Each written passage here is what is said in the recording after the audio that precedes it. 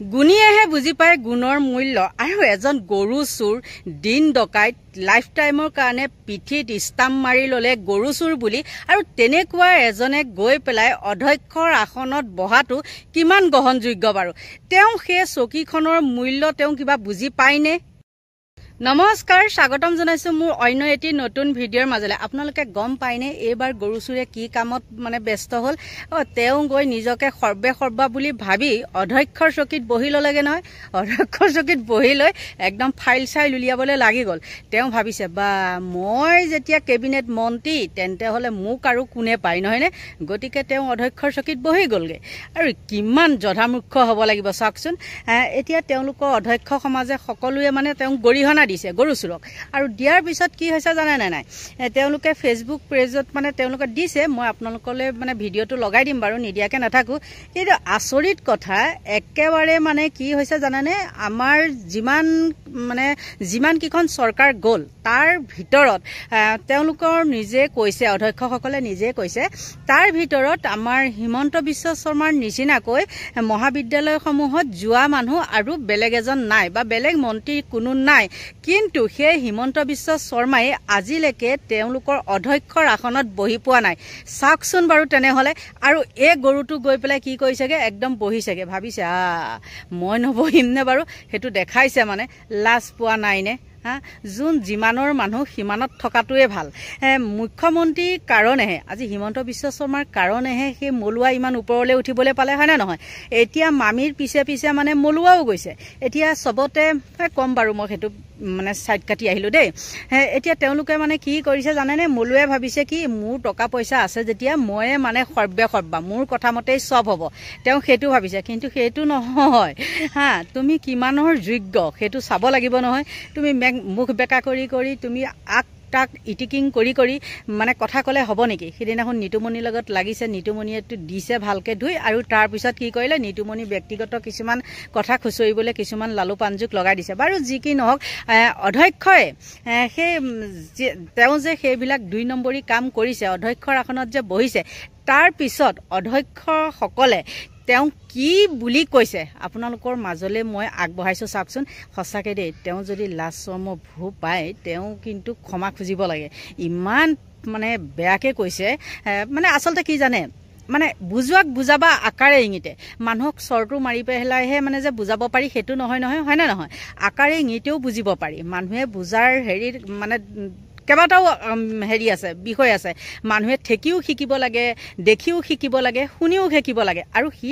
একো ফালেই নিশিকে মুঠতে সি ভাবিছে কি মই যেনে তেনে মানে মামা থাকুনতে মই এখন ঘটিপতি লওঁ আৰু মুতকে ওপৰ কোনো হ'ব নোৱাৰে আপোনালোকে ভাবিছে নেকি কাইলে যদি হিমন্ত বিশ্ব শৰ্মা বাহিৰ হৈ যায় মানে ধৰক বিজেপি চৰকাৰ যদি গুচি যায় সেই মলুৱাই কিন্তু আকৌ বেলেগত জাপ দি দিব সিমানেই কলো গতিকে আপোনালোকৰ মাজলে অধ্যক্ষসকলৰ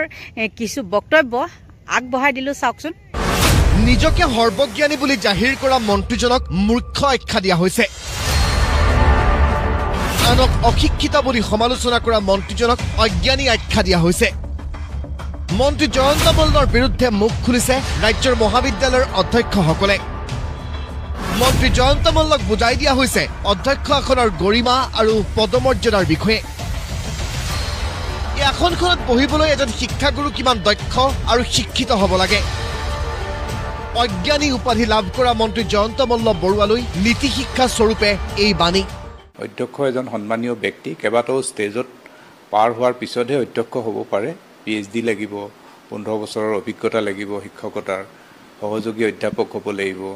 ৰিচাৰ্চ পাব্লিকেশ্যন বহুতখিনি লাগে তাৰোপৰি ইউনিভাৰ্চিটিৰ ভাইচ চেঞ্চেলৰ দ্বাৰা গঠিত এখন সমিতিয়ে তেওঁক নিৰ্বাচিত কৰিব লাগে গতিকে এটা যথেষ্ট ৰিগৰাছ প্ৰচেছত গৈহে মানুহ এজন অধ্যক্ষ হ'ব পাৰে এইখিনি শিক্ষাগত অৰ্হতাৰ অধিকাৰী হয়নে মন্ত্ৰী জয়ন্ত মল্ল বৰুৱা যদি নহয় তেন্তে ভালখিনিৰ পৰিৱৰ্তে মুখ্যমন্ত্ৰীৰ পৰা কি আদৰ্শ গ্ৰহণ কৰিলে ৰাজনৈতিক জীৱনত এইগৰাকী মুখ্যমন্ত্ৰী ৰাজ্যৰ দীৰ্ঘ সময়ৰ শিক্ষামন্ত্ৰী হিচাপে আছিল এদিনলৈ ডক্টৰ হিমন্ত বিশ্ব শৰ্মা মহাবিদ্যালয়ৰ অধ্যক্ষৰ আসনত বহাৰ নজিৰ নাছিল হয়তো আটাইতকৈ বেছিকৈ মহাবিদ্যালয়লৈ যোৱা মুখ্যমন্ত্ৰী হ'ল বৰ্তমানৰ মাননীয় মুখ্যমন্ত্ৰী ডক্টৰ হিমন্ত বিশ্ব শৰ্মাদেৱ তেখেতৰ সমান খুব কম মন্ত্ৰী মহাবিদ্যালয়সমূহলৈ গৈছে কিন্তু তেনেকুৱা ঘটনা আমি মাননীয় মুখ্যমন্ত্ৰী শিক্ষামন্ত্ৰী হৈ থাকোঁতেও আমি কেতিয়াও তেনেকুৱা ঘটনা শুনা নাই। শিক্ষামন্ত্ৰীগৰাকীও বিদ্যালয় মহাবিদ্যালয়ৰ অধ্যক্ষৰ আসনত নবহে, কাৰণ তেওঁলোক শিক্ষিত আৰু জ্ঞানী, আৰু মন্ত্ৰী জয়ন্ত মল্ল বৰুৱা হৈছে স্বঘোষিত শিক্ষিত ব্যক্তি। এই দৃশ্যই তাৰ স্পষ্ট উদাহৰণ, যাৰ বাবে মহাবিদ্যালয়ৰ অধ্যক্ষসকলে আজি ক'ব লগা হৈছে প্ৰত্যেক পদবীৰ এখন আসন থাকে, আৰু সেই আসনখনত সেই পদবীত যেতিয়া যিজন থাকে সেই ব্যক্তিজনে সাধাৰণতে সেই আসনখনত বহে। যে অধ্যক্ষ মন্ত্ৰী সকলোৰে আচলতে মৰ্যাদা ৰক্ষা হোৱাকৈ কামবোৰ হোৱাটো উচিত, নহ'লে আমাৰ এনেধৰণৰ কিছুমান অনাহুত বিতৰ্কই আমাৰ প্ৰত্যেকৰে পদমৰ্যাদাৰ আচলতে ক্ষতি কৰে বা লাঘৱ কৰে। কিন্তু আমাৰ কলেজতো মন্ত্ৰী আহিছে, বিষয়া আহিয়ে থাকে, কেতিয়াও কিন্তু এনেকুৱা ধৰণৰ ঘটনা হোৱা নাই। কেইদিনমান আগতে শিক্ষামন্ত্ৰীও আহিছিল আমাৰ মহাবিদ্যালয়ত, তেওঁ ডাইৰেক্ট আহি চোফাতে বহিছে। বেছিভাগ মহাবিদ্যালয়ত তেনেকেই চলি থাকে। কেতিয়াও এনেকুৱা ধৰণৰ অফিচাৰ আহি যে প্ৰিন্সিপালৰ চকীত বহিব বা বিধায়ক মন্ত্ৰী, তেনেকুৱা ঘটনা খুব ৰেয়াৰ। 4 জুলাইত টিহু মহাবিদ্যালয়ত মন্ত্ৰী জয়ন্ত মল্ল বৰুৱাৰ দ্বাৰা সংঘটিত হোৱা ঘটনাক কেন্দ্ৰ কৰি নিজৰ পৰিচয় স্পষ্ট কৰি গুৱাহাটীৰ ললিত চন্দ্ৰ ভৰালী কলেজৰ অধ্যক্ষ অমৰেন্দ্ৰ কলিতাই সামাজিক মাধ্যমত প্ৰচাৰ কৰা এটা পোষ্টৰ কিয়দাংশ এনেধৰণৰ: অধ্যক্ষৰ চকী অধ্যক্ষৰ বাবে, অধ্যক্ষৰ চকীত নিৰ্দিষ্ট অধ্যক্ষজনহে বহে, তাত আন বহিব নোৱাৰে বা নবহে। এই কথা সকলোৱে জানে,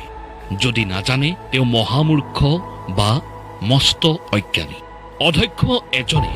নিজৰ চকীখন আনক এৰি নিদিয়ে। এৰি দিয়া মানে বুজিব লাগিব তেওঁ নিজস্ব শক্তি কম, আনৰ শক্তিত চলিব খোজে। তেওঁ এজন স্বাৰ্থপৰ আৰু সুবিধাবাদী ব্যক্তি। অধ্যক্ষ এজনে নিজৰ চকীখন এৰি দিলেও ভদ্ৰ মানুহে সেই আসনখনত নবহে। বহিছে যদি বুজিব লাগিব তেওঁ এজন অভদ্ৰ ব্যক্তি। অধ্যক্ষৰ চকীত বহিলেই মানুহ এজন অধ্যক্ষৰ যোগ্য নহয়। বিভিন্ন প্ৰকাৰে যোগ্যতা প্ৰমাণ কৰিব লাগে, অন্যথা তেওঁ অধ্যক্ষৰ চকীত যাব পাৰে বা আনে সেই চকী দখল কৰিব পাৰে। অধ্যক্ষৰ চকীত বহা 3 বছৰ হ'ল। মোৰ চকীত আজিলৈ কোনেও বহা নাই, বহিব খোজা নাই আৰু কাকো বহিবলৈ দিয়া নাই। বিশেষ দ্ৰষ্টব্য: অধ্যক্ষসকল প্ৰয়োজন অনুসাৰে শক্তিশালী হ'লে, নৈতিকভাৱে সবল হ'লে, ক্ষমতাৰ বাবে সকলো বিসৰ্জন নিদিয়া বিধৰ হ'লে শিক্ষাৰ লগতে সামগ্ৰিকভাৱে সমাজৰে ভাল হ'ব। অধ্যক্ষৰ আসনখন মন্ত্ৰীক এৰি দিয়াটোত ভুল অধ্যক্ষৰো। আগন্তুক দিনত এনে পৰম্পৰা সৃষ্টি নকৰিবলৈ আহ্বান সদৌ অসম মহাবিদ্যালয় অধ্যক্ষ পৰিষদৰ। নিৰ্দিষ্ট আসনখনত সাধাৰণতে নিৰ্দিষ্ট ব্যক্তিজন বহে, আৰু তাত বেলেগ এজন ব্যক্তি গৈ সেই দায়িত্বটো নিদিয়ালৈকে আচলতে বহাৰ আমি পৰম্পৰা বা তেনেকুৱা দেখা নাই। সকলোৱে যদি নিজৰ নিজৰ মৰ্যাদা ৰাখি চলে, তেতিয়াহ'লে এনেকুৱা এটা ডাইৰেকশ্যন দিয়াৰ কোনো দৰকাৰ নাই। তথাপি মই ভাবোঁ অধ্যক্ষসকলে নিজে সচেতন হ'ব। এটা সময়ত দলৰ পৰা জ্যেষ্ঠ নেতা ৰাজেন গোহাঁইক সন্ন্যাস ল'বলৈ কোৱা জয়ন্ত মল্ল বৰুৱাক আজি প্ৰত্যুত্তৰ দিলে বিজেপিৰ জ্যেষ্ঠ নেতাগৰাকীয়ে। বিজেপিৰ এই ধৰণৰ অসংস্কাৰী নেতাৰ বাবে দলটো তীব্ৰ সমালোচনাৰ বলি হ'ব লগা হৈছে। কিন্তু বিজেপিটো ইমান তলখাপৰ বা সমালোচনাৰ সন্মুখীন হ'ব লগা এটা ৰাজনৈতিক দল নাছিলে, গতিকে আজিতো অত্যন্ত তলখাপৰ সমালোচনাৰ সন্মুখীন হৈছোঁ আমাৰ দলটোৱে। সেইটো আমাৰ প্ৰতিজন গ্ৰাছৰুট কাৰ্যকৰ্তাৰ মনলৈ বিভিন্ন ধৰণৰ এটা মানসিক কষ্টত তেওঁলোকেও ভুগিব লগা হৈছে। দলটোৰ ভালটো শুনিবলৈ নাপাওঁ, দিনটোত 10 বাৰ আমি